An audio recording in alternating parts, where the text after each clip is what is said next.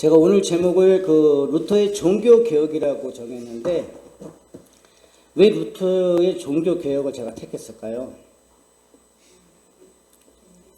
예, 오늘이 종교개혁 505주년이 되는 매우 뜻깊은 날입니다.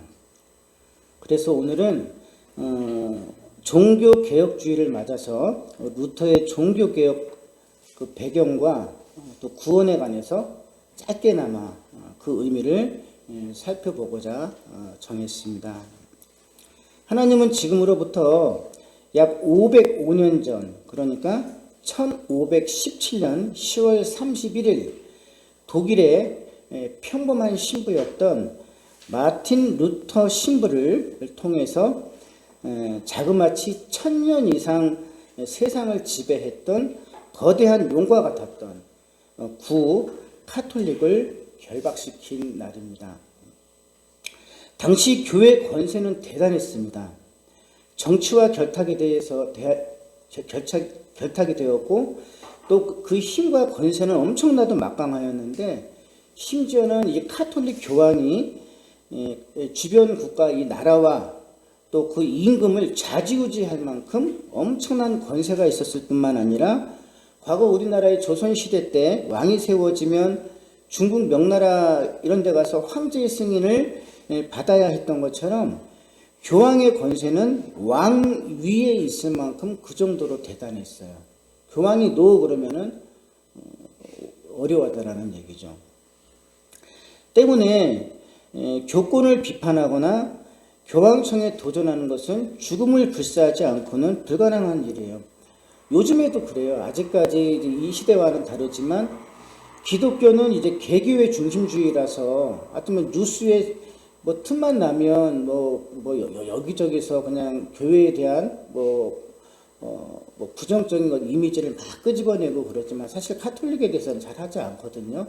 그것은 왜 그러냐면 로마 교황청이 거의 국가 같은 존재이기 때문에 그래요. 한번 건드렸다가는 시끄럽기 때문에 함부로 신부들이나 그다음에 그 성당을 건드리지를 못해요. 그만큼 이제 그 힘이 아직까지도 그만큼 막강하다는 거예요. 그런데 이 시대 때는 한 국가뿐만 아니라 이 주변에 있는 전 국가의 왕들까지도 이 교황한테 승인을 받아야 되고 무릎을 꿇을 정도로 굉장히 대단했다는 얘기예요. 거의 신적인 존재였어요. 그렇게 해서 약 한 1200년을 지배를 했으니, 이게 전 세계사가 사실은 카톨릭이에요. 구교예요. 대단했던 거예요. 그러니 인간이 얼마나 많이 부패했겠어요. 우리 지금 한국 교회만 해도 이제 교회 따지면은 1885년도, 그러니까 그 전에도 찾아보면 한두 어떤 선교사가 있었습니다만, 공식적으로는 1885년도 부활절 날에 인천 제물포항에 건너온 그 아펜젤로와 언더우드 선교사를 기점으로 한단 말이에요. 그때부터 그 사람이 약 137년 정도밖에 안 돼요. 우리나라 교회 역사는. 어쩌면 2000년 역사 중에 130년밖에 안 되는 짧은 역사를 가진 나라지만, 우리나라는 100년 역사 중인데도 전 세계에서 가장 부패한 교회의 모습이라고 하거든요. 그거 왜 그러냐면 인간이 그만큼 부패했기 때문에 그런 거예요. 그런데 1000년 이상을 지배했다 그런다면 당연히 그게 엄청나게 부패한 정도가 도대체 어느 정도였겠어요. 그러나 그 권세를 어느 누구도 꺾지 못했음을 얘기하고 있는 거예요. 그러니까 이미 초대 교회의 모습을 다 상실해서 전 세계, 그러니까 이것저것 다신교들하고 섞여 있는 혼합 종교를 변해버린 거예요.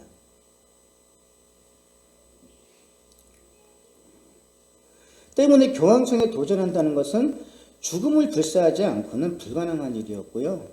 그러니까 계란으로 바위치기였던 것이죠. 그리고 혹 개인이 교리적인 문제로 교회에 도전한다거나, 또 그래서 이단으로 정죄가 되면 가죽이 벗겨지고 또 사지가 절단돼서 죽거나 또 불에 타 죽거나, 또는 이미 죽은 사람을 무덤에서 꺼내가지고 다시 죽이는 일도 비일비재했어요. 그런 만큼 그 이단자를 형벌하는 벌이 그렇게 컸어요. 그러면 그게 다 어디서 했냐 그러면 교황청에서 했던 거예요. 그만큼 교권이 대단했다라는 얘기예요. 하지만 그럼에도 불구하고 루터는 1517년 10월 31일 날 독일의 비텐베르그 성당 정문에 면죄부는 사기이고 교황은 사탄이라는 글을 닮은 글을 넣어서 총 95개 쪽 반박문을 써서 비텐베르그 성당 정문에 거의 붙였어요. 그렇게 시작된 종교개혁은 너무나 감사하게도 그 당시에 인쇄술이 발달하고 종이가 발달했었고 최고로 발달한 시대예요. 그리고 교통이 발달해가지고 그 발달과 그 문명의 발달과 맞닥뜨려가지고 너무나 빠른 속도로 퍼져서 독일뿐만 아니라 독일 전역을 넘어가지고 주변 국가에까지 이 독일의 95개조 반박문이 퍼지기 시작을 한 거예요. 그러니까 루터 이전에도 중세에 종교 개혁을 시도하려는 하나님의 종들이 꽤 있었어요. 예를 들면은 우리나라도 그런데 우리가 성경을 과거 이제 부교 성도들이 읽을 수 있는 시기가 얼마 안 돼요. 왜 그러냐면 일반 성도들에게는 성경을 읽을 수 있는 그런 권한도 주지 않았어요. 그러니 뭐 신부가 거짓말을 한들 그걸 어떻게 알겠냐는 얘기예요. 그래서 뭐 제롬이라든가 뭐 위클리프라든가 그다음에 뭐 또 이제 루터도 나중에는 이제 독일어로 성경을 번역을 했지만 모든 성도들이 성경을 다 읽어야만 된다. 성경으로 돌아가라. 그래 성경으로 돌아갔기 때문에 개혁이 일어났던 거예요. 루터도 성경을 보니까 이게 완전히 전부 다 사기라는 걸 알 수 있었던 거예요. 그래서 성경이 그렇게 중요한 거예요. 그래서 이 주변 국가까지 이제 그 문명의 발달로 통해서 삽시간에 퍼진 거예요. 이것은 뭐냐 그러면 하나님이 정하신 그 때가 참에 하나님께서 이 무명의 신부 루터를 사용하신 겁니다. 그러니까 이 루터는 또 어떤 사람이냐면 굉장히 가부장적인 가정에서 자랐고 또 우리가 다 알다시피 다혈질이에요. 그리고 늘 포도주로 취해 살았고 또 그리고 우울증이 아주 심한 환자였습니다. 그런 무명의 신부였는데 하나님이 이 신부를 통해서 전 세계를 바꿔버리신 거예요. 그러니까 루터 하나가 가능했겠냐고요. 반박문 하나 붙였는데 그걸로 통했겠냐고요. 그런데 그거를 가능하게 했던 것은 그저 하나님이 하셨어요. 우리는 생각을 해야 되는 거예요. 루터가 어떻게 그렇게 할 수 있었겠어요? 어떻게 보면 개인적인 역량으로 봤을 때는 그 이전에 했던 사람들보다 가장 성품이나 어떤 지적 수준이 뭐 어떻게 보면 그다지 대단하지 않은 사람이었음에도 불구하고 하나님의 그 문명의 신부를 사용을 해서 전 세계를 그냥 변화시켜버리는 그게 하나님의 능력이라는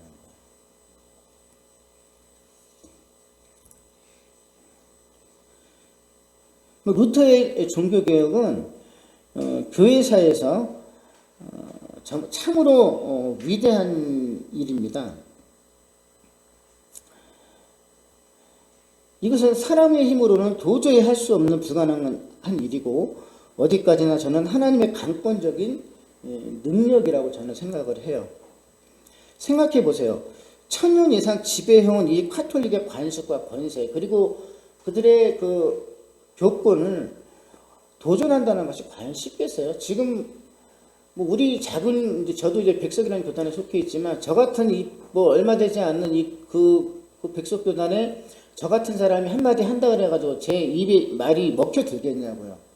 그 사람들이 모아가지고 저 이단으로 만들고 배척을 하고 감옥에 쳐넣는 건 한순간이거든요.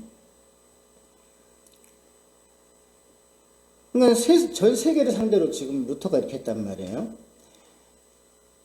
그리고 정치만 봐도 그래요. 지금 세상 정치만 봐도 불과 몇 년 안 된 이 부패한 정권을 몰아내는 것도 엄청나게 힘들거나 때로는 실패하거나 큰 희생이 뒤따르거든요.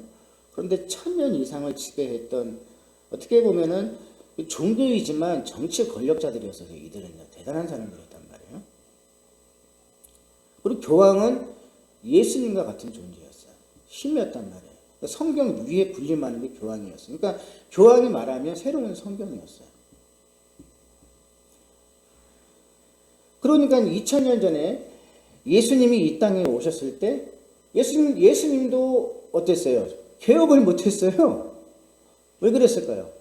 수천 년 이어 내려왔던 대제사장과 서기관과 바리새인들에게 오히려 이단으로 정죄가 돼서 십자가에 못 박혀 죽은 분이 예수님이에요. 그거 무슨 얘기냐면 그 예수님을 죽인 자들이 뭐예요? 다 종교 지도자들이었다고요. 그러니까 한마디로 그 종교를 개혁시킨다는 것은 너무너무 어려워요. 인간이 욕심들이 얼마나 많았겠어요. 그 당시에도 바리새 대제사장과 사두개인들 또 서기관들은 교인들을 통해 가지고 항상 자기 배를 채웠고 그 다음에 항상 부자가 많았어요. 또 정치와 결탁이 되고 오늘날로 따지면 지금 현재 한국교회 같은 거야. 거대 공룡의 교회 모습 그리고 목회자들이 정치와 결탁이 되고 막 이런 거예요. 그런데 이제 어떻게 보면 타락한 줄 알면서도 불구하고 타락했어 지금 말세야 그러면서도 또 성도들 입장에서는 신앙생활을 안 할 수 없으니 나갔던 거예요. 그러면 과거의 카톨릭은 어땠냐? 사실은 그 당시도 일반 평신도들도 가톨릭이 부패한지 다 알았어요. 부패했고 말세라는 걸 다 알았지만 교회라는 게 거기밖에 없으니 어떡하겠어요. 그럼 거기 끄떡끄떡하고 그냥 수긍하고 나갔던 거예요. 지금 시대도 그런 거예요. 제가 말씀드리고자 하는 것은 그만큼 교리와 관습과 교권은 힘이 엄청나게 막강하다는 거예요. 그런데 저는 그 생각을 해보는 거예요. 정말 그 루터 하나를 어떻게 보면은 그는 정말 우리가 항상 공부를 할 때 가장 우울증이 심했던 멜랑콜리라고 그러거든요. 우울증에 그걸로 아주 깊은 우울증에 시달리는 사람 그리고 항상 와인에 술에 취해 있고 성질도 다혈질이고 이런 사람인데도 불구하고 그 사람이 무명의 신비였는데 그런데 그 사람 한 사람을 통해 갖고 하나님이 전 세계를 변화시켜버린 거죠. 그러니까 하나님은 원하시면 환자도 택하셔서 세상을 변화시키는 게 하나님의 능력이라는 거예요. 예를 하나 간단히 들으면 우리나라 기독교는 평균적으로 제가 아까 말씀드렸지만 1885년도 인천 제물포항에 입국하는 언더우드와 아펜젤로 선교사를 기점으로 해서 계산을 하면 약 지금 시점으로 137년 됐어요. 한국 교회사는. 근데 교회 역사가 겨우 137년밖에 되지 않음에도 불구하고 여기저기서 한국 교회를 참 심각하게 생각하시는 전 세계 이제 유명하신 목회자나 또 신학자들이 또 있고 또 한국 교회 부패 상황을 지적을 하면서 세상 사람들도 걱정하고 비판하는 목소리가 높아질 만큼 한국 교회가 부패했음을 우리는 인식하지 않을 수 없습니다. 인정하지 않을 수가 없어요. 사실 우리나라 교회는 순수한 기독교라기보다는 우리 민족 특성에 맞게 토착화된 종교예요. 토착화되었고 구카톨릭과 혼합된 이상한 교회입니다. 대표적으로 제가 말씀드리고자 하면은 새벽기도와 철야기도도 그래요. 이것은 우리나라만 전 세계에 없는 우리나라의 독창적인 작품이에요. 왜냐하면 새벽기도와 철야기도는 금요철야기도는 전 세계에 없어요. 성경에도 없어요. 그럼 이거의 원조는 누구냐? 평양 장대원교회 길선주 목사예요. 우리나라가 이제 교회사를 봤을 때 가장 대표적으로 부흥을 일으키고 빼놓을 수 없는 게 뭐냐면 1907년도에 평양 대부흥운동이에요. 이게 가장 대표적인 우리나라 핵심적인 앞으로 전 세계 교회사에도 길이 남을 만큼 대단한 이제 부흥운동인데 이때부터 이제 우리나라 전체가 전역이 이제 교회가 성장하기 시작을 했으니까 1907년도 평양 대운동의 주역이었던 평양신학교 1회 졸업생인 이 길선주 장로가 이제 목사 안수를 이제 받은 거죠. 이 사람은 본래 이제 삼국지에 나오는 유비, 관우, 장비 이런 신들을 섬기는 우상을 섬기는 사람이었어요. 어릴 때 누구한테 두드려 맞아가지고 막 거의 간질병도 있고 다 죽어가다가 그래가지고 이제 숲속에 들어가가지고 돌을 닦기 시작을 해요. 그래서 손가락 하나만 딱 들어도 사람 하나를 공중에 날려버릴 정도로 염력을 가진 사람이에요, 이 사람이. 왜냐하면 제가 대학교 때 길선주 목사를 연구한 사람이기 때문에 그래요. 그래서 제가 발표까지 했거든요. 그래서 그렇게 연약했던 사람인데 나중에 손가락 하나만 딱 찔러도 그냥 일반 사람이 퍽퍽 쓰러질 만큼 그런 염력을 얻어요. 그리고 그 염력을 어떻게 얻었느냐? 숲속에 들어가서 이제 그 바위 밑에 돌 밑에 큰 암벽 밑에 들어가서 아니 동굴에 들어가서 항상 촛불 켜놓고 물 떠놓고 항상 새벽에 몇 시간씩 기도하고 밤에 기도했던 사람이에요. 그러면서 항상 이 환상을 통해서 관우를 만나고 유비를 만나고 장비를 만났던 사람이에요. 그리고 그들에게 힘을 얻은 사람이에요. 그렇게 살았어요. 이제 그러다가 이제 어느 날 이제 하나님 있으면 나가 이랬다가 이제 막 벼락이 치고 이제 막 난리를 치는 과정에서 막 바위 틈에 숨어가지고 바들바들 떨다가 제발 살려주세요. 그 루터처럼 이제 그렇게 하다가 이 사람이 하나님의 존재를 믿게 돼서 회심하는 역사가 일어나는 거죠. 그렇게 돼서 아 진짜 하나님이 계시구나. 모든 신들 중에 가장 위대한 신이 계시구나. 그때부터 이제 깨달아가지고 이 사람이 이제 기독교로 개종을 한 거예요. 근데 개종을 하고 나니까 습관이 있잖아요. 뭐 십수년을 그냥 산속에 살았는데 어떻게 하겠어요? 맨날 새벽 그냥 남들 다 잘 때 맨날 정한수 떠놓고 이제 하나님께 기도하기 시작했고 또 밤에 또 기도하는 거예요. 그래서 새벽 기도와 금요 철야의 기도의 원조 또 만든 사람이 누구냐면 평양 잠대교회 길순주 목사인 거예요. 그리고 또 이 사람이 기도 열심히 결국은 또 우리나라에 또 성령 운동이 일어나고 또 그리고 이 사람의 어떤 이제 새벽 기도와 철야 기도가 우리나라 전역에 퍼지게 된 거예요. 그러니까 무슨 얘기냐면 또 그래서 마찬가지로 새벽 기도와 통성 기도, 철야 기도는 한국식 집회이고 독창적인 한국 작품인 것이지 이것이 성경적이고 전 세계에 있는 게 아니라는 우리나라에만 있어요. 그래서 제가 초착 종교라고 그러는 거예요. 그래서 오히려 미국 같은 나라는 청교나라 미국 같은 나라는 열심히 하나님이 주신 이 직업을 소명으로 생각하고 최선을 다해서 일주일 내내 열심히 일을 하고 나서 주일이 되면 아주 최고로 깨끗한 옷으로 갈아입고 정말 아주 모두 깨끗한 옷을 입고 주일에는 정말로 딱 앉아서 열심히 예배드리고 정확하게 11조를 드리는 신앙이에요. 그런데 우리나라는 막 나와가지고 방방 뛰면서 막 새벽 40일 뭐 그냥 뭐 새벽 기도 드리고 뭐하고 뭐 하는데도 하나님한테 드리는 것도 인색하고 봉사에 인색하고 성품도 잘 안 변해. 왜 그럴까요? 깊이가 너무 다른 것 같아요. 그러니까 방방방방방방 뛰고 뭐 시끄럽고 뭔가 보이는 거는 있는데 신앙적인 깊이가 부족하다고요. 그게 왜 그러냐면 약간 저는 그래서 그렇게 생각을 해요. 약간 샤머니즘적이 있어서 그래요.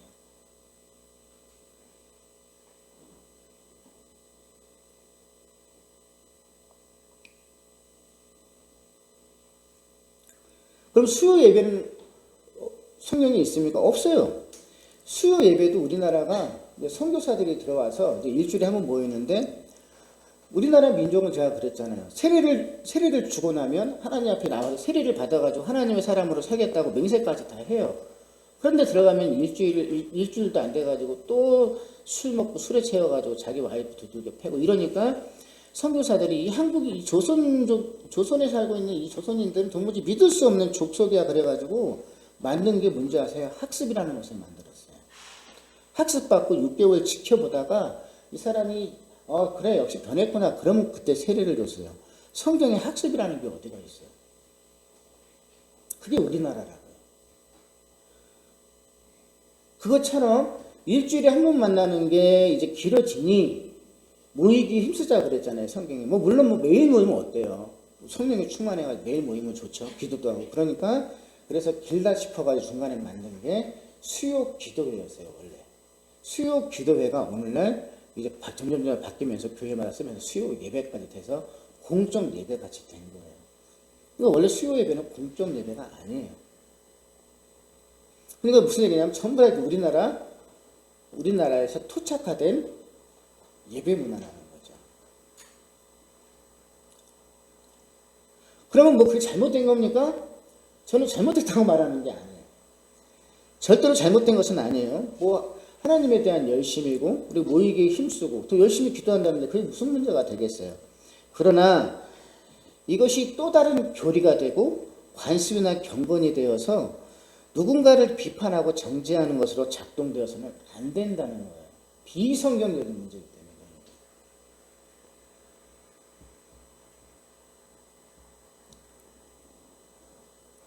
자, 두 번째.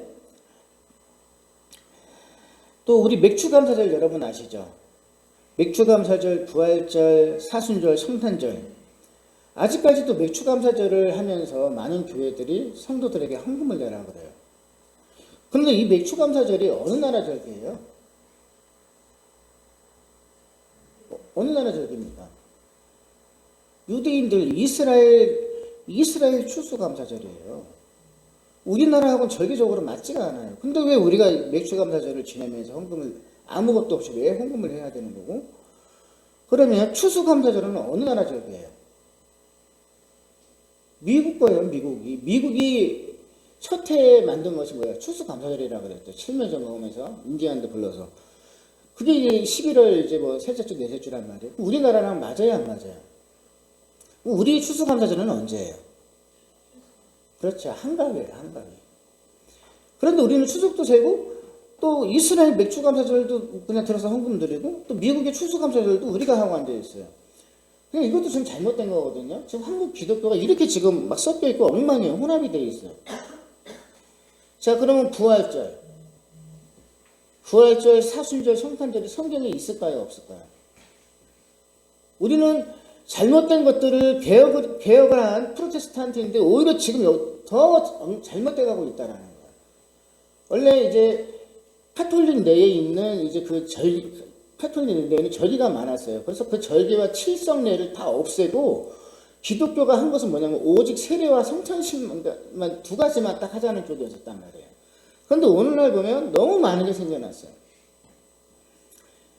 이 부활절도 콘스탄틴 313년 콘스탄틴 대제가 기독교를 국교화하면서 이제 기독교가 국교화가 되니까 여기 막 이제 힘이 왕성해진 거예요. 어떻게 보면 출세의 수단도 되고 교회를 나와야만 뭐 이렇게 인간관계가 되고 출세를 하니까 그러면서 모든 이방 종교와 아우르면서 그래서 타락을 했다라는 거예요. 이 교회가 세상과 타협을 하면서 세상에 있는 모든 지금 교회에 할로윈 데이도 들어와 있죠. 주일학교 애들이 할로윈 데이를 지금 하는 교회도 있어요. 그래갖고 지금 난리가 났습니다. 어제도 막 페이스북에 올라오는 글들 보니까 국민일보에도 나오고 하더만요.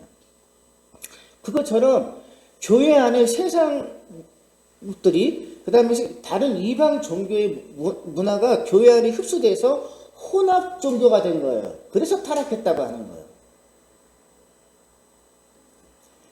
그럼 이 부활절 사순절은 어느 나라 절기, 어느 쪽일까요? 이 사순절은 325년 니케아 공회라고 있어요. 에큐메니칼 이제 교회 연합 1회 이걸 이제 교회 회의라고 하는데 니케아 이제 공의회라는 것이 있는데 325년 이후에 만들어진 것이 부활절 사순절이에요. 그러면 부활절 사순절은 누구의 절기일까요? 구카톨릭의 교리예요. 그래서 원래는 장로교는 이런 거 하지 않습니다. 물론 이제 부활절은 우리가 기리기는 해요. 기념하는 입장이니까. 그러나 사순절 이런 건 하지 않아요. 그런데 지금은 다 짬뽕이 돼가지고 뭐 교단을 초월해가지고 사순절 하고 있고요. 그러면 성탄절이 성경에 있어요? 예수님이 언제 태어났는지 알 수 있는 사람은 아무도 없어요. 그럼 이 성탄절이 어디 걸까요?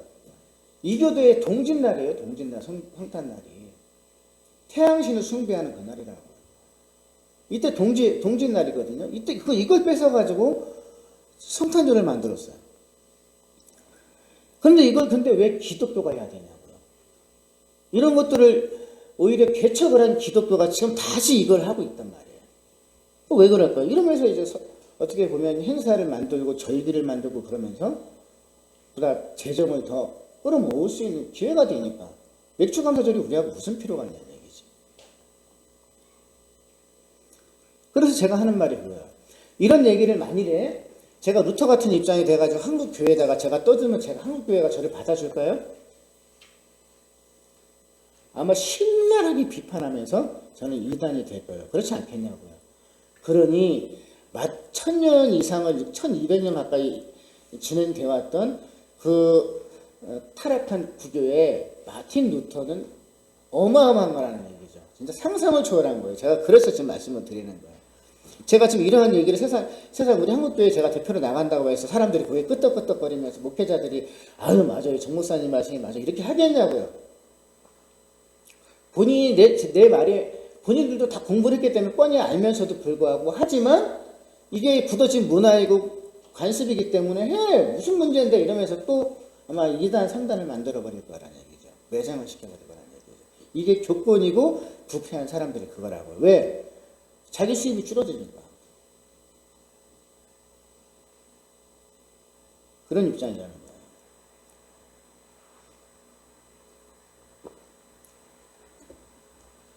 자, 그래서 우리가 지난번에 골로새서 공부를 했죠. 한번 읽어볼까요? 바울이 뭐라고 했는가? 골로새서 2장 16절 18절 읽어볼까요? 시작. 그러므로 먹고 마시는 것과 절기나 초하루나 안식일을 이유로 누구든지 너희를 비판하지 못하게 하라. 자, 이제 예수 그리스도를 통해서 이제 율법 시대는 끝났어요. 그죠? 그러고 나서 사도 바울이 이제 모든 교회에 하는 말이 있어요. 먹고 마시는 문제. 뭐 개고기를 먹어야 돼, 뭐 피째로 먹으면 안 돼, 뭐 제사상에 올라간 거 먹어야 돼, 안 돼, 쓸데없는 소리 하지 말라는 거예요. 또 뭐 술을 마셔야 돼, 먹고 마시자 이런 말도 하지도 말라. 필요 없다는 거예요. 자, 먹고 마시는 것과 절기, 뭐 우리가 뭐 월상 예배, 뭐 첫 달에 뭐 이런 거 하라는 얘기 하지 말라요. 모든 절기 필요 없다는 거예요. 지키지 말라는 거예요. 또 그리고 초하루나 안식일 가지고, 그러니까 아직도 보면 이단들이 항상 안식일 가지고 그러죠. 제7일 뭐라 그럴까요? 안식교, 뭐 하나님의 교회, 그 다음에 그 외에 많은 이단들이 뭘 가지고 시비를 걸어요. 너희들은 뭐 말도 안 되는 소리 하잖아요. 주일날이 썬데이니까 뭐 태양일인데 너희들 그거 들이니까 지금 안식일을 잘못 지키고 있어. 다 지옥에 갈 거야. 그러면서 정확한 날은 뭐 금요일날 해질 때부터 토요일날 해질 때까지야. 그러면서 안식일 주장하고 있잖아요. 그들은. 여기서 성경이 뭐라고 되어 있어? 이후로 누구든지 너희를 비판하지 못하게 하라. 자, 그러면서 이렇게 먹고 마시는 것과 그 다음에 우리들은 되게 경건해. 그리고 이런 절기들을 다 지켜. 이러한 자들을 성경은 뭐라고 얘기하고 있어요? 18절. 아무도 꾸며낸 겸손과 천사 숭배를 이유로 너희를 정죄하지 못하게 하라. 바울은 뭐라고 얘기하고 있냐면 그것을 꾸며낸 겸손이라고 말하는 거예요. 꾸며낸 경건. 그러니까 외식이라는 얘기예요. 외식. 이거 가지고 구원받는 게 아니라는 거예요. 이해가 됐어요?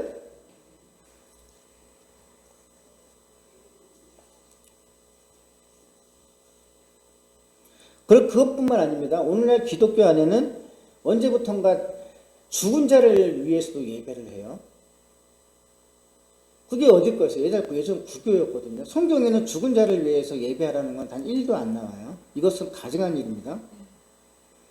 장례 예배, 추도 예배, 추모 예배. 이 다양하게 행해지고 있습니다. 뿐만 아니라 번성과 번영, 축복 등으로 어떻게 보면 제2의 면죄부 같은 불법 행위로 부를 축적하고 있는 게 한국교회란 말이에요. 그러니 제가 말씀드린 것처럼 한국교회는 순수한 기독교의 모습이 아니라는 거예요. 어떻게 보면은 토착종교요, 우리나라에서 들어와 있는 세상에도 없는 창작물이에요. 우리나라 교회는. 창작된 어떻게 그런 모습을 통해 있고, 그 다음에 어떻게 보면 말이 뭐 프로테스탄트지 어떻게 보면 옛날 구교의 모습과 전혀 다를 바가 없는 뭐 추도 예배, 추모 예배가 다 드리는 어떻게 보면 혼합된 짬뽕된 그런 모습이라는 거예요. 그러면서 손가락질을 하면서 2단, 3단 얘기하고 있어요. 실제로 우리들도 어떻게 보면 2단이에요.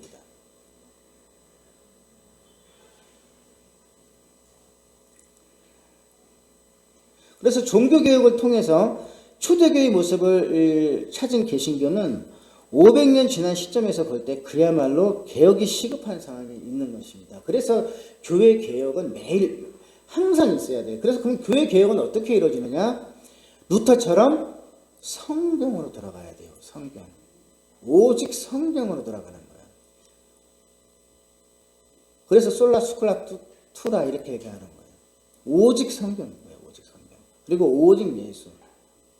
솔루스 크리스투스 이렇게 5대 강령 중에 하나인데, 그래서 오직 성경, 오직 예수예요.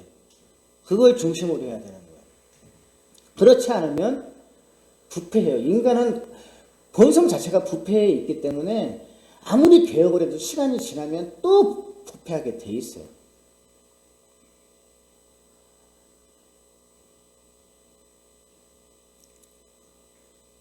그렇듯 교회의 전통과 관습, 이 교권은 그만큼 힘이 강력하다는 것을 제가 다시 한번 말씀드리고 싶어서 이렇게 말씀을 드리는 거예요. 그러니까는 이러한 문제를 갖고 있다는 것을 저만 알고 있을까요? 우리 한국교회에 나름대로 공부를 하고 제대로 그냥 공부한 목회자라면 대부분 거기 끄떡끄떡 다 알겠죠. 그러나 그럼에도 불구하고 전부 다 간판에다가 새벽기도 쓰고 뭐 금요 예배 쓰고 그다음에 뭐 수요 예배 뭐 무슨 뭐에 한 이유는 뭘까요? 안 쓰면 그렇게 안 하면 이상한 놈이 되니까 두려운 거예요. 그리고 앉아가지고 같은 목회자 기도도 아니 당신들 새벽기도 없어요. 아이고 영성 썩었네 이렇게 또 비난을 받으니까 그게 비난하는 일이냐고요. 오히려 성경은 뭐라고 얘기하고 있는데 그걸 얘기하고 있는 거죠. 그러니까 당시 부패한 이제 구조도 그랬다라는 거예요.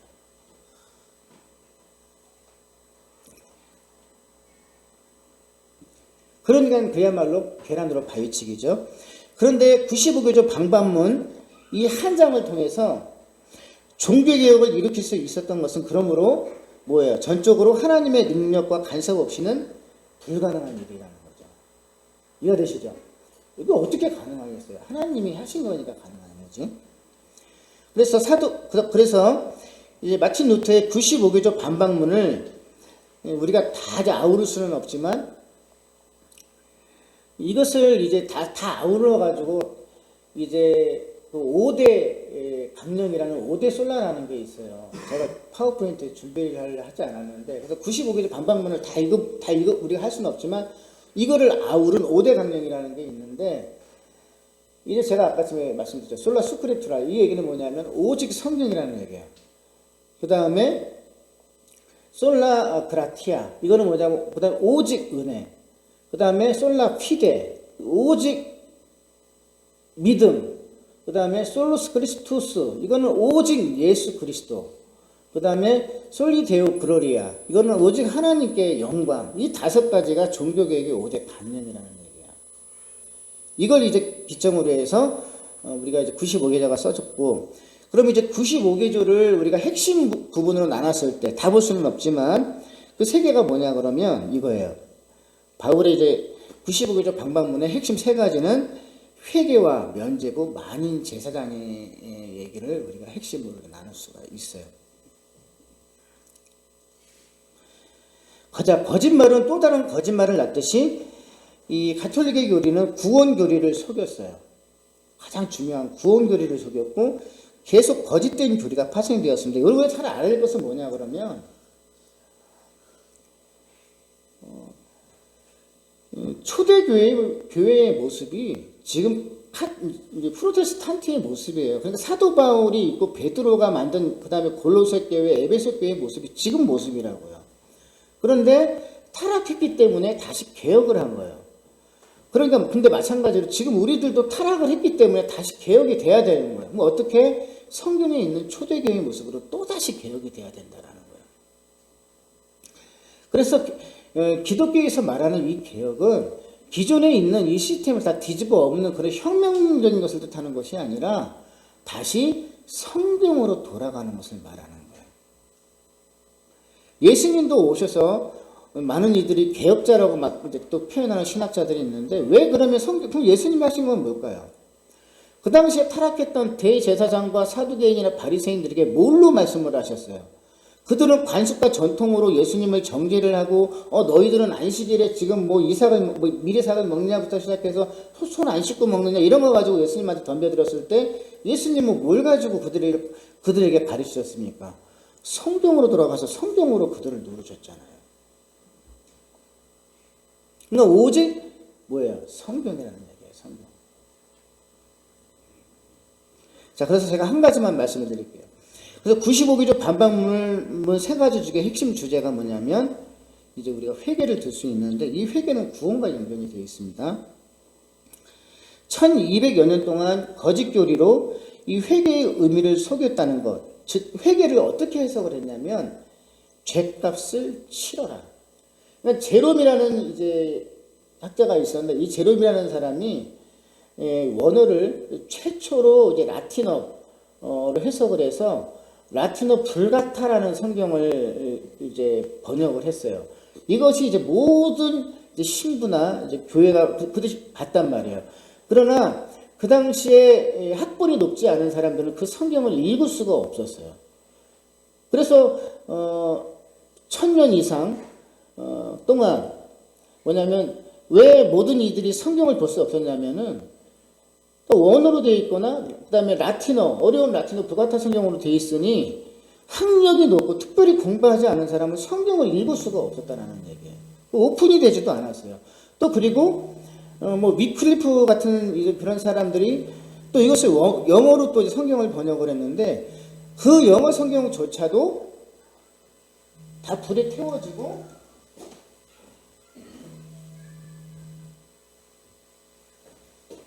영어 성경조차도 다 불에 태워지고 또 성경을 번역한 사람은 또 이단으로 정죄가 돼가지고 또 죽임을 당하고 이랬단 말이에요. 그래서 교회가 그만큼 하나님의 말씀을 막아버린 거죠. 일반 성도들이 보지 못하도록. 근데 이제 루터 이후에는 어떻게 돼요? 루터가 독일어로 이제 신약 성경을 이제 번역을 했단 말이에요. 그러면서 모든 사람들은 성도들은 만인 제사장이야. 다 똑같은 제사장이야. 그러면서 우리 모두도 성경을 읽을 수 있는 권리가 있어. 성경을 읽다 보니까 갑자기 막 사람들이 변화가 일어나는 거예요. 아, 교회가 잘못됐구나. 뭐가 신부가 잘못됐구나. 뭐가 잘못됐구나. 그러면서 이제 다시 교회가 회복되는 역사가 일어나는 거예요. 그럼 우리나라가 지금 부패한 이유는 뭐다? 성경이 있음에도 불구하고 성경을 깨닫지를 못해요. 성경에 관심이 없어요. 그러니까 부패했다는 얘기는 뭐냐? 부패한 교회들은 대부분 성경대로 하지 않아서 부패하는 거예요. 그러니까 말씀이 있는데 성경을 기묘하게 이상하게 가려서 해석을 해가지고 성도들이 해석하지 못하도록 사기쳐서 그러는 거예요. 그러면 일반 순수한 성도들은 그렇구나 이렇게 돼버리니까 점점 교회가 부패해버리는 거죠. 그러니까 제일 중요한 거는 교인들이 열심히 성경을 읽고 그 다음에 주석도 찾아보고 똑똑해야 된다는 거예요.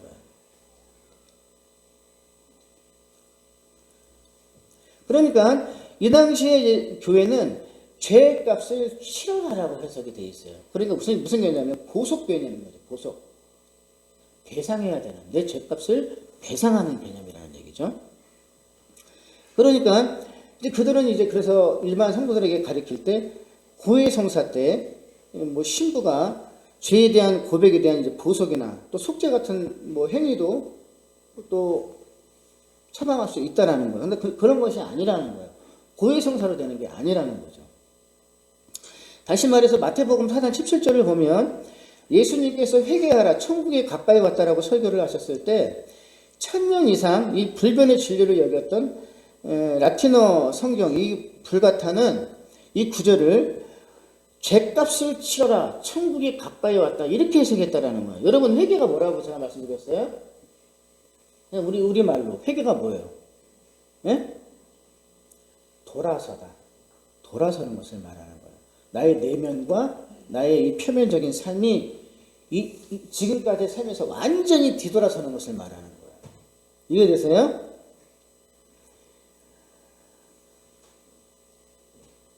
그래서 천국 가려면 죄값을 지불해야 돼 이렇게 이제 해석을 하고 가리키니까 그 대표적인 게 뭐예요? 면죄부도 거기에 해당이 되는 거예요. 딸랑딸랑 이제 신부가 그래서 그런 그림이 있어요. 당나귀 타고 이제 막 저울질을 하고 이제 뭐 통을 가지고 가면 성도들이 거다가 돈을 딸랑 넣으면 이제 딸랑 하는 것만큼 내 공로가 쌓여가지고 이만큼 쌓이는 거예요. 이것 때문에 연옥이라는 교리도 나와요. 너희 엄마가 천국에 보다 못 갔거든? 그럼 어떻게 돼? 내가 공로를 쌓아야 되는 거지. 그래서 많은 공로를 쌓아가지고 잉여공묘라는 게 있어요. 그럼 남는 이 공덕을 지금 천국에 못 가 있는 이 연옥에 있는 너희 아빠나 너희 어머니에게 나눠줄 수 있어. 그러면 천국에 올라가요. 이런 교리가 또 나오는 거예요.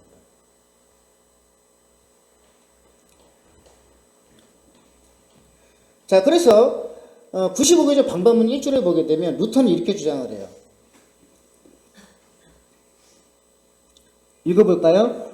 우리의 주여 선생이신 그리스도 예수께서 회개하라 명하실 때 그 회개는 우리의 전생의 삶이 돌아서는 것을 말하는 것이다. 그럼 이 돌아서는 것이라는 뜻은 루터가 만들어낸 말이 아니에요. 성경 원어에 있는 걸 그대로 해석을 했어요. 성경 원어 헬라어는 이 회개라는 말을 뭐라고 되어 있냐면 메타노이아라고 되어 있어요. 메타노이아. 이 메타노이아라는 말을 해석을 하면 돌아서라고 되어 있어요. 돌아서라. 뭐에서부터 돌아설까요? 지금까지 나의 삶에서부터 돌아서는 것을 말하는 거예요. 완전히 돌아서는 거. 그게 회개예요, 회개. 그래서 제가 전에 말씀드렸죠. 회개는 완전히 돌아서는 건데 내가 잘못했어요. 하나님 그러고 가가지고 30분 있다가 또 죄짓고 그 다음에 또 잘못했어요. 또 이게 회개가 아니라고요. 회개는 뭐라고요? 완전히 돌아서는 것을 말하는 거예요. 아멘? 그러니까는 루터가 해석한 게 특별한 게 아니라고요. 그냥 성경에 있는 그걸 그냥 그대로 해석을 한 거예요. 했더니 돌아서는 것이네. 루터도 성경을 보니까 놀란 거죠. 오라 이거 1000년 동안 잘못됐구만. 이래버린 거예요. 그러면서 어떻게 돼요? 모든 성도들 다 구원을 막아버렸네? 다 지옥으로 보냈네? 지금 이렇게 생각을 한 거죠. 그래서 지금 일주에 들어가 있는 거예요. 25개의 반박문. 그러므로 루터는 이제 회개에 대해서 이렇게 주장을 하는데 2조 보니까 뭐라고 되어 있어요? 회개라는 단어를 고해성사로 이해해서는 안 된다라는 거예요. 루터라는 신부가 얘기한 거는 고해성사로 이해해서는 안 된다. 사제들의 어떤 주도하에 행해지는 죄 고백과 보속을 의미하는 것이 절대로 아니라는 거죠. 회개는.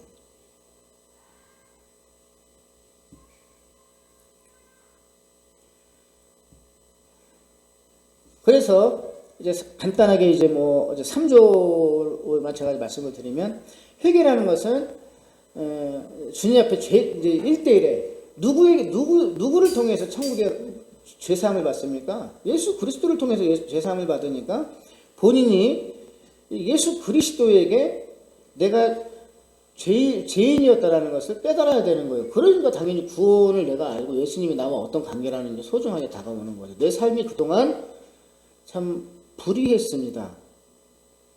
주님 앞에 고백하는 거예요, 죄를. 그러니까 루터가 뭐라고 얘기하냐면 회개라는 것은 내면의 회개만 언급하는 것도 아니요.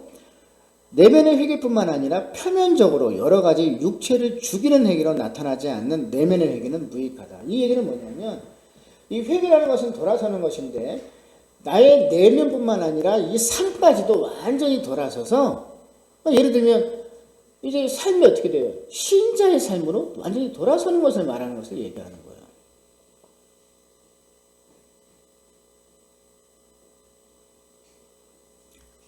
이게 이제 첫 번째 엄청난 충격적인 이제 논쟁이었던 거죠. 그런데 교황이 가만 놔뒀던 이유는 뭘까요? 루터가 그 자리에서 붙잡혀 가가지고 뭐 예를 들면은 오늘날도 우리가 대통령한테 이렇게 막 함부로 쓰면 국가 원수 모독죄로 끌려가잖아요. 그런데 루터도 당장 죽을 수 있는 사람이었단 말이에요. 그런데 교황이 막 자비를 베푼 이유는 뭘까요? 루터가 막 95일에 방방문 이렇게 해가지고 또 뒤에 내려가면은 교황은 사탄이라고 되어 있고 그 다음에 뭐 면제부터 계속 신나게 다 까놨거든요. 근데 그 교황이 이거 보고도 어허허허 그러고 루터를 살려둔 이유는 뭘까요? 그러니까 실패한 거 나중에 후회는 소용없는 게 이게 엄청난 이게 파장을 이렇게 하고 이제 막 주변국까지 다 퍼져나가거든요. 왜 그랬을 것 같아요? 가짜게 얘기했어요, 교황이. 이름도 뭐 아무것도 없는 저도 뭐 진짜 어디 그냥 구석에 이름도 없는 그냥 저같이 어떻게 보면 그냥 이름도 없는 그냥 무명의 목회자 같은 한 번도 들어보지 못한 치과집게 해봐야 무슨 뭐 이런 일이 한두 번 있었겠냐고요. 그렇게 생각을 했던 거예요.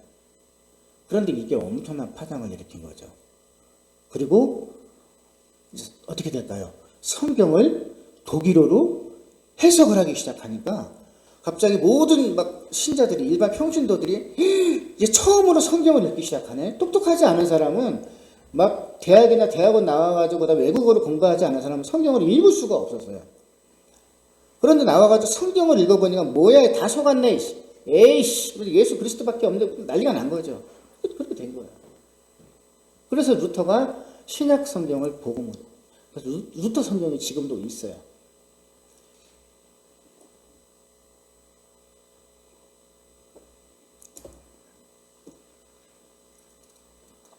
자, 그러면서 회개에 대해서 하나 정리를 시켜드리려고 하나 준비를 했습니다.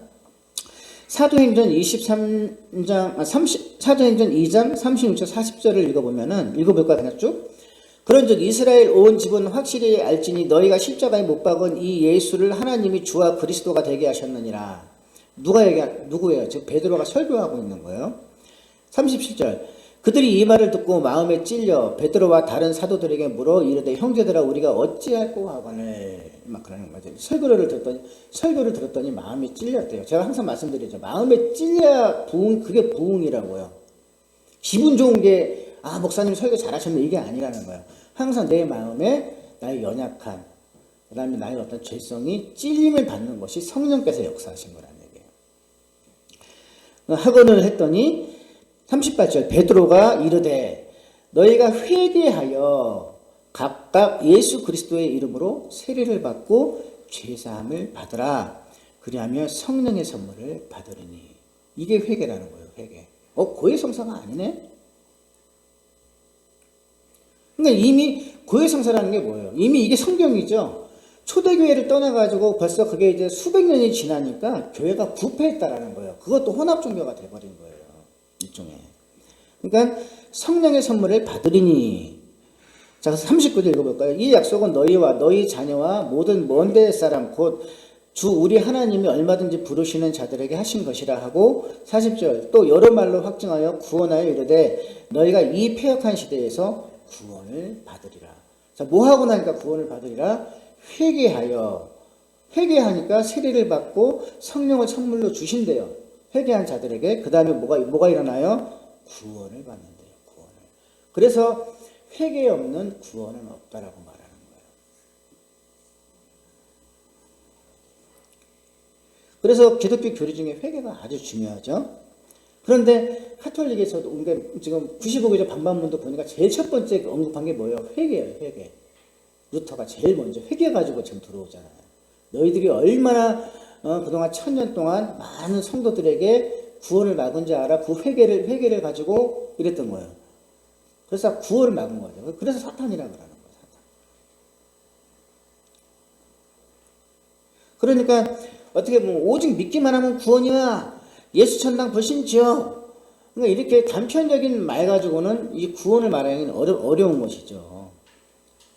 이게 이제 이신칭의 뭐라면서 막 칭의 교리라고 그러는데 무조건 믿기만 해. 따라가세요. 이게 아니라는 거죠. 물론 그것도 이제 얼마나 답답하면 또 그런 방법을 썼겠는가만은 사실 저도 그러고 싶어요. 그렇지만 우리가 보다 조금 이제 지식적으로 조금 이제 들여다 보면 무조건 그냥 믿기만 해 따라해 그러면 구원이야 이거라기보다는 이 믿음이라는 것은 어렵다고 칭함받는 이 믿음은 뭐냐 그러면 속사람뿐만 아니라 겉사람까지 변하는 것을 말하는 거예요. 속사람과 겉사람이 이전 사람으로부터 완전히 돌아서는 것을 말하는 거예요. 이것이 진정한 회개예요. 다시 말하면 믿음이라는 것은 그래 들었어 옳거니 하고 수긍하면서 고개를 끄덕끄덕 하거나 그냥 듣는 것으로 끝나는 것이 아니에요. 믿음은 내 속사람을 변화시키고 겉사람도 이전과는 다르게 완전히 돌아서서 새롭게 변화되는 것을 말하는 거예요. 그러므로 루터는 오직 믿음으로 말미암아 살리라 이렇게 얘기하고 있어요. 다시 말하면 전 생애를 거친 내면의 회개와 그 다음에 표면의 변화를 의미한다. 회개는 그걸 말하는 거예요. 그래서 회개는 구원과 연결이 되어 있어요, 여러분.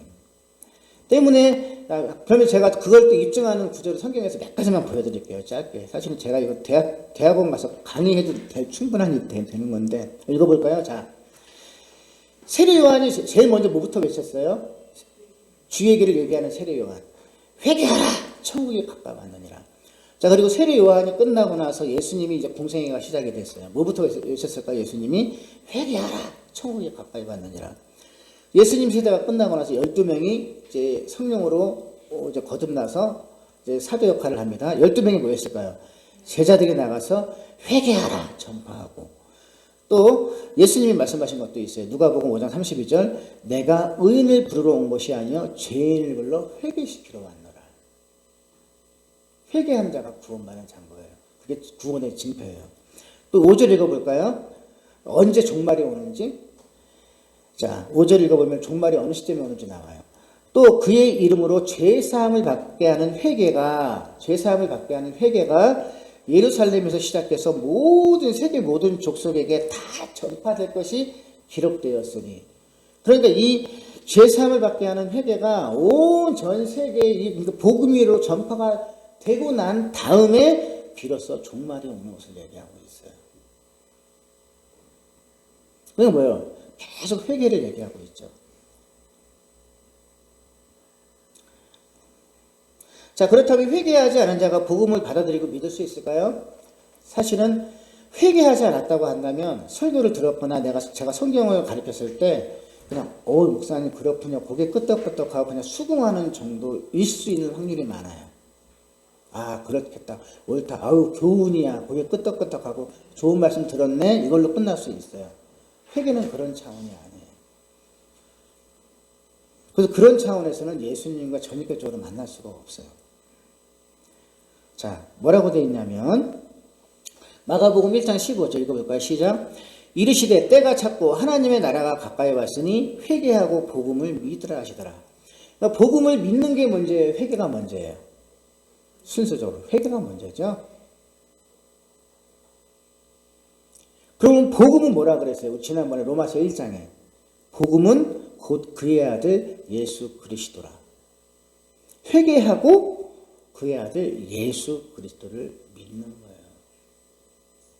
그런데 처음부터 회개를 막아놨으니 95교조 방방문도 보니까 1, 2, 3부터 계속 지금 루터는 회개에 대해서 얘기하고 있는 거예요. 여러분, 그래서 우리가 진지하게 하나님에 대해서 알고 싶고 내 구원에 대해서 믿음에 대해서 알고 싶다고 한다면 오늘 이 설교가 끝나고 나면 혼자 내 방에 있을 때 하나님, 저는 죄인입니다. 이것을 찾아서 고백할 수 있기를 바라요. 지금까지 내가 살아왔던 삶이 제가 제 나름대로 독단적으로 이렇게 살아왔다라는 것을 고백할 수 있기를 바라요. 그래서 성령께서 내 심령 가운데 역사하시고 나를 도와주세요. 그러면서 변화가 일어나게 됩니다. 그래서 여기 나와 있잖아요. 자, 회개하여 각각 예수 이름으로, 그러면 뭐라고요? 성령을 선물로 받으라고 되어 있죠. 회개하는 자에게는 성령께서 도와주셔요. 역사하셔요. 하나님의 영이. 그러면서 구원에 들어가는 거예요. 그러니까 고개를 끄덕끄덕 수긍하는 정도 가지고는 그건 말할 수 없다라는 거죠.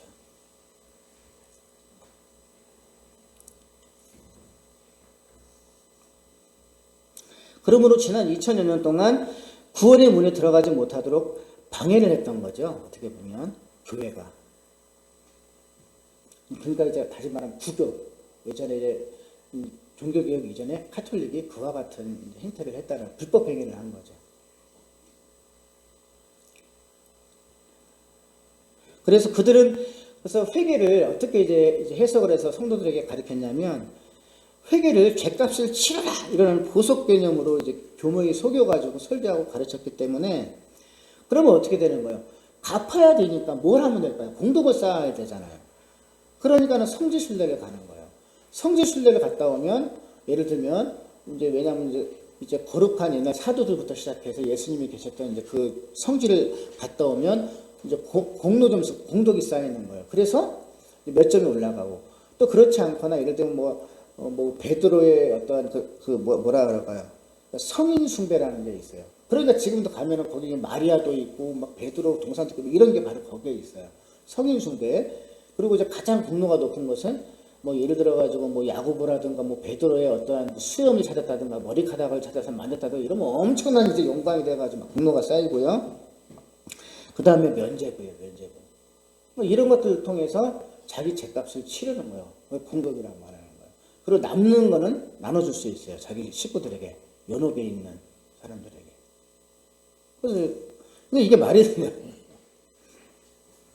그러니까 이거 천 몇 년 동안 속은 거죠, 이렇게. 그래서 그렇게 막 속이고 가르쳐가지고 교회와 성직자들은 막대한 경제적인 부와 기득권을 쟁취했었던 겁니다. 그러니까 예를 들어가지고 마틴 루터 같은 사람이 잘못됐어라고 성경을 들이대면 이렇게 뭐 1000년 동안 어떤 뭐 경제적으로 자기들이 부를 축적을 하고 기득권을 누렸던 이러한 예를 들면 오늘날 따지면 목회자들이나 이런 교회들이 가만 놔도 되냐고요. 제가 전에 말씀드렸죠. 가가지고 설교했더니 저한테 이 자식 교회 말아먹을 일 있어? 그러면서 저 쫓겨났다고요. 복음 얘기하면 요즘에 난리가 나요. 물론 안 그런 교회들도 있지만 그러니까 그런 교회를 저는 그런 데 갔었어요. 대부분 가니까 막 뭐 예수 얘기하는 걸 그렇게 싫어해 목사들이. 희한해요. 그리고 뭐 십자가 얘기하면 너무 싫어하고. 그 말은 돼. 아, 힘들어 지쳐있는 성도들한테 위로해주고 축복 얘기해주고 잘 될 거야 이런 얘기해주지 왜 자꾸 회개하라는 얘기하고 구원 얘기하냐고. 교회 성장 막을 일 있어? 똑같은 얘기인가 비스무리하잖아요. 천주교나 지금 우리 기독교나. 이제 그렇다라는 것입니다. 아이고, 루터의 생애에 대해서 잠깐 준비했는데 그럼 루터의 생애는 제가 빼야 되겠네요. 루터도 아주 재밌는데. 자, 아무튼 루터의 생애는 빼고, 자, 그러면 루터는 뭘 가지고 회심을 했느냐? 루터는 이제 루터가 원래는 신학생이 아니었어요. 원래는 이제 칼빈도 그렇고 대부분 법대생들이 신학 종교개혁을 일으켰어요. 칼빈도 원래 법대 출신이고, 루터도 법대 지망생이었어요. 그런데 자기 친구랑 길을 가다가 막 벼락이 엄청 치면서 낙뢰를 맞아서 자기가 친구가 죽었고, 이제 루터는 막 바들바들 떨면서 바위 틈에 숨어가지고 이제 너무너무 두려워가지고 제발 살려달라고 막 이제 하나님께 애원하면서 서원을 해요.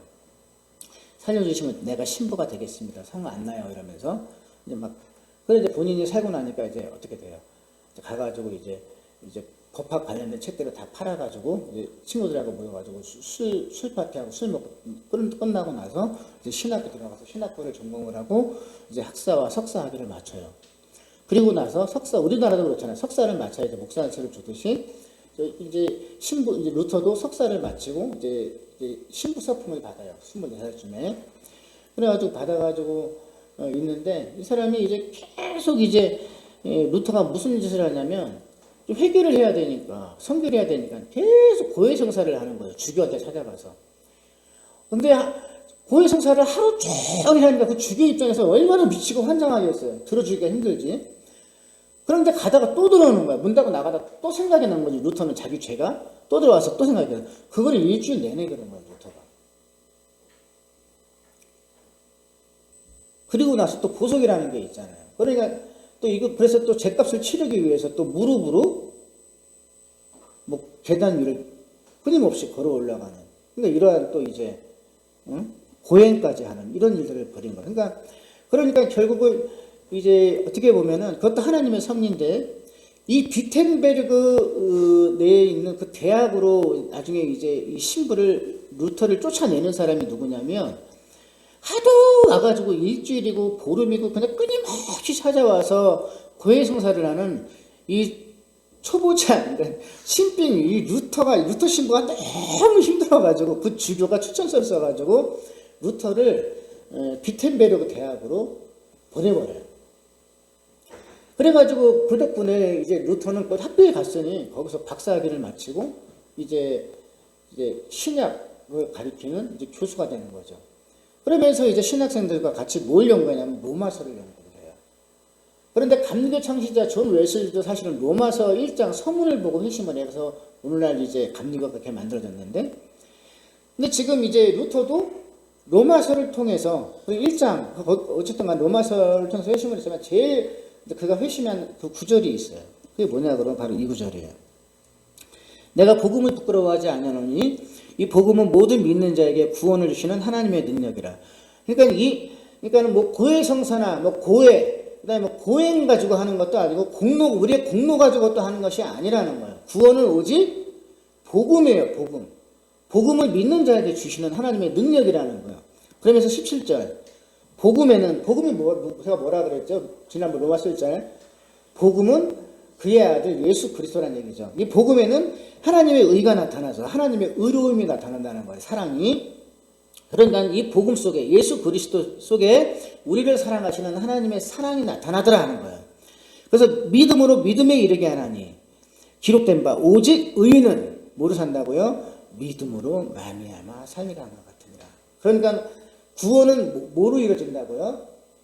믿음이라는 거예요. 그러니까 우리가 뭐 고해성사나 뭐 공덕 이런 게 아니고 오직 나를 위해 죗값을 지불하고, 이것을 속량이라 그래요. 죗값을 지불한 것은 나를 대신해서 십자가 달려서 나의 죄를 대신 지불해 주시고 또 나와 함께 다시 부활하신 그 예수를 믿는 믿음으로 말미암아 살리란과 같으니라.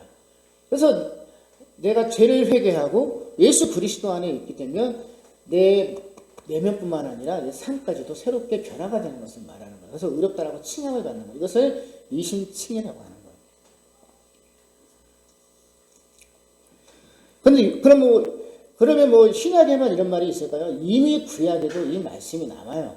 자, 하박국 선지자가 뭐라고 얘기했을까요? 하박국 선지자 2장 4절 읽어볼까요? 시작.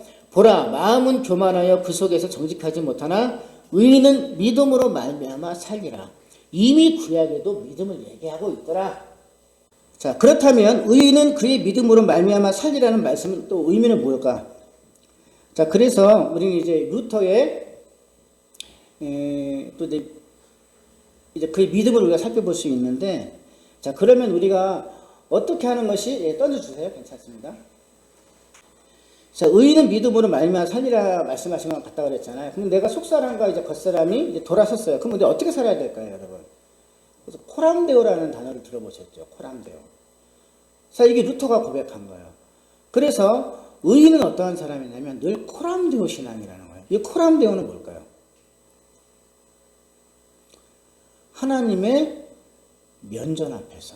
그러니까 지금 내 앞에 내가 어디에 있든지, 내가 내 골방에 혼자 있든지, 아니면 내가 직장을 가고 있든지, 어디에 있든지 간에 항상 하나님의 얼굴이, 나도 생각을 해보세요. 태양같이 큰 하나님의 얼굴이 지금 내 앞에서 나를 있는 거예요. 그래서 나는 지금 하나님의 면전 앞에서 행하고 있는 것을 말하는 거예요. 자, 그렇게 생각을 해보세요. 자, 코람데오. 나는 지금도 하나님이 지금 내 앞에 계셔. 큰 얼굴로 지금 나를 이렇게 바라보고 계셔. 이게 코람데오 신앙이에요, 여러분. 그래야 어떻게 될까요? 그게 믿음의 삶이라는 거예요. 믿음의 삶. 자, 하나만 보자고, 읽어보자고. 히브리서 11장 6절. 이게 어떻게 보면 이제 믿음에 대한 정의일 수도 있어요. 믿음 없이는 하나님을 기쁘시게 하지 못하나니 하나님께 나아가는 자는 반드시 그가 계신 것과 또한 그가 자기 찾는 자들에게 상 주시는 이심을 믿어야 할지니라. 그러니까 믿음이 없이는 하나님을 기쁘시게 못한다라는 얘기예요. 자, 믿음이 없는 사람은 지금 여기서 믿음이 그렇군요. 수긍수긍 했지만 밖에 나가면 또다시 그냥 뭐 변화가 없이 살아갈 수 있어요. 그러나 믿음이 있는 사람은 하나님께 나아가는 자는 반드시 그가 계시다라는 것을 믿는 거죠. 다시 말하면 마틴 루터처럼 지금 하나님이 거대한 얼굴로 나는 지금 하나님의 면전 앞에 서 있는 거예요. 코람데오. 그리고 그가 자기를 찾는 자들에게 상 주시는 자라는 상도 주시고 벌도 내리시는 심판하시는 자는 그것을 믿는 게 믿음이라는 거예요. 자, 그러니 루터 입장에서는 어떻게 했어요? 지금 하나님이 내 앞에 지금 이러고 계시는데 여러분 그러고 사시나요? 이게 믿음이라고요. 그러니까 죄를 못 짓는 거예요. 그런데 내가 믿는다고 하면서도 여전히 변화가 없고 죄를 짓는다는 것은 하나님을 의식하지 않는, 그게 코람데오 신앙이라고요. 이게 종교개혁하는 마틴 루터가 주신 우리들에게 주신 가르침인 것입니다. 여러분, 그래서 오늘 우리가 한 가지 생각을 할 것은, 제가 종교개혁 기념일이기 때문에 어떤 역사적인 거라든가 이런 것들을 오늘 조금 다뤄봤습니다만, 오늘 우리는 한 가지만 기억을 하자고요. 우리의 신앙은 어떻게 하는 것이 진정한 신앙이냐면 뭐다? 코람데오라는 거예요. 코람데오는 뭐라고요? 지금 살아계신 하나님의 그 얼굴이 지금 내 앞에 거대하게 서 있고 나는 아주 작은 모습으로 하나님 얼굴 앞에 서 있는 거예요. 그래서 내 마음과 내 그다음에 양심과 생각과 내 삶이 그대로 고스란히 지금 하나님 앞에서 보여지고 있는 것을 말하는 거예요. 아멘. 그래서 우리는 그러므로 늘 하나님 앞에서라는 이 코람데오 신앙을 우리가 지켜나갈 수 있기를 바랍니다. 마지막으로 우리는 믿음으로는